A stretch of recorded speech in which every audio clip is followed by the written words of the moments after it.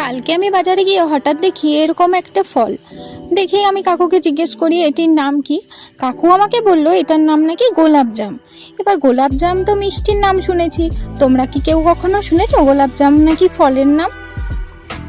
যাই হোক, আমি কাকুর কাছে নিয়ে নিয়েছি এবং জিজ্ঞেস করেছি যে ফলটা কিভাবে খায়।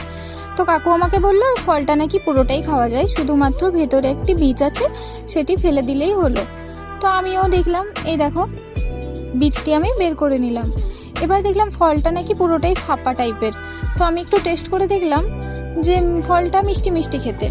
হঠাৎ আমার মনে হলো কি যে একটু মাখা করে দেখি এটা কেমন খেতে লাগে। তাই দেখো ছোট ছোট টুকরো টুকরো করে কেটে নিয়েছি ফলটা। তারপর আমি এইভাবে সমস্ত ফল কেটে নিয়ে, যদিও বেশি বানাইনি, কারণ কি কখনো এটা টেস্ট করিনি, কে জানে কেমন লাগবে খেতে। তোমরা কি কখনো খেয়েছো? এই দেখো করে নিয়েছি এরকম ছোট ছোট টুকরো।